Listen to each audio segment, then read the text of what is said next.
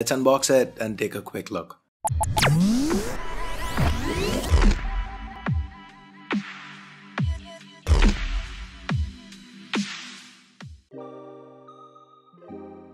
Opening up the box, we've got the Nokia 6 itself. Let's take it out of the protective plastic and set it aside for the time being. We then have the SIM ejector tool, some regular leaflets, earphones, a micro USB cable, no Type-C here, and then there's a travel adapter. So that's it for what's in the box. Let's now quickly get back to the Nokia 6 itself. But before we do, here's a quick snippet from my first boot video. Hearing that for the first time brought back memories. By the way, the Nokia 3650 was my first phone. What was yours? Let me know in the comments below. The Nokia 6 features a unibody metal design. We've got 2.5D glass to the front and a matte finish to the back. This is Series 6000 aluminium here.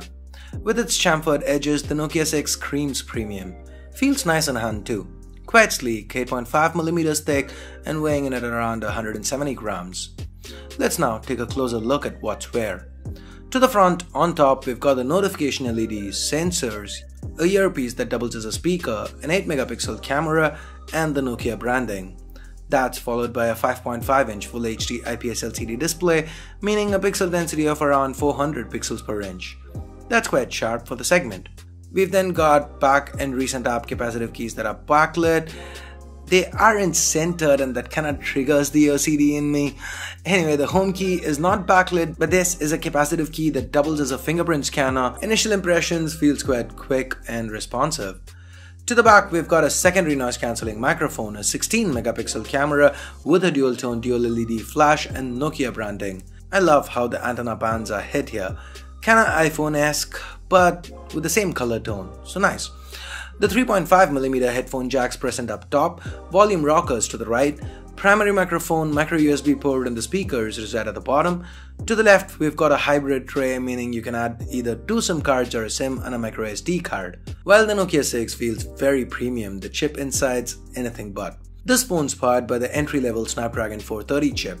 That's 8 Cortex-A53 cores clocked up to 1.4 GHz each, coupled with an Adreno 505 GPU, but there's 4 gigs of RAM and a good 64 gigs of onboard storage. All this is backed up by a 3000 mAh battery.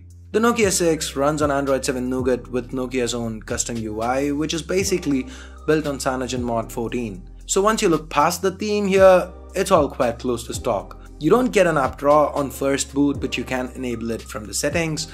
Nougat features like the split screen mode that lets you run 2 apps side by side, almost like Samsung's multi-window mode, and the quick switch functionality that lets you quickly jump back and forth between the current app you use and the last app you used are present and accounted for. Google apps aren't present here since this is a China exclusive. I'm yet to figure out how to sideload it. I will before I review this phone. Anyway, the camera app is quite simple. You can turn on the manual mode that gives you more options. You also get to turn on grid lines, switch the theme and so on. This is a 16-megapixel camera to the back with an f2.0 aperture and support for face detection autofocus. The selfie shooter is 8 megapixels, again with an f2.0 aperture. Both cameras can shoot videos up to 1080p at 30 frames per second.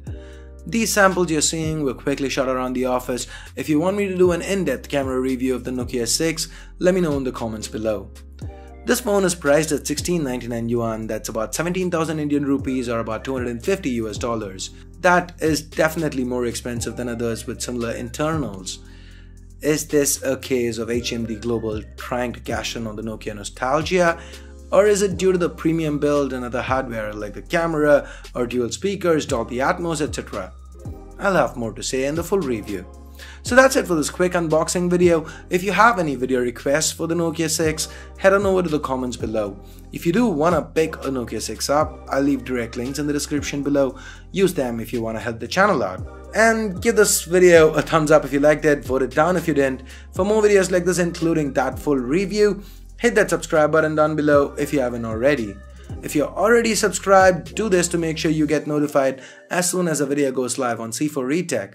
And now that we're done with all this, you can click the video that just popped up and continue watching more C4eTech content. Thanks a lot for watching. Till next time, this is Ash here from C4eTech signing off. You guys have a great day. Bye bye now.